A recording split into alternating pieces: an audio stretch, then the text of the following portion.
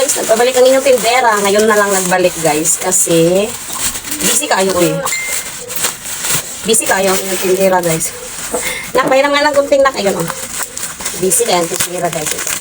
May i-flex ako sa inyo na product. Ito guys ang condiments. Kagaya ng condiments. Like 17 pesos lang ang isa. Glass na to siya. Ganito lang siya. Press mo lang. I-press mo lang siya. Madali lang siyang gamitin. I-press lang siya. Tapos, glass siya. Lagayan ng, ng magic sarap, bitsin, o yung paminta. Yan. 4 na piraso na ang binili ko kasi tag 17 pesos lang siya. O diba? Nakakatipid ka sa shipping. O halimbawa, sabay-sabay mo na silang bibilhin. O, ganyan. 4 na to. O diba? O, ito na siya guys, ang magic sarap.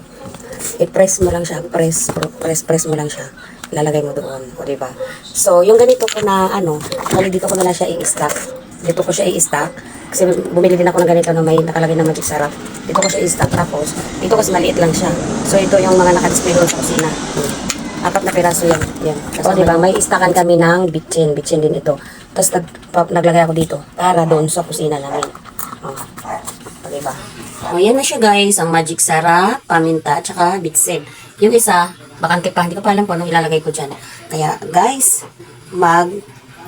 check out na kayo habang mura pa. 17 pesos lang siya guys. Ano na yan siya? Glass. Hindi na ito plastic, glass siya. Kaya maganda siya kay glass talaga. Check out na!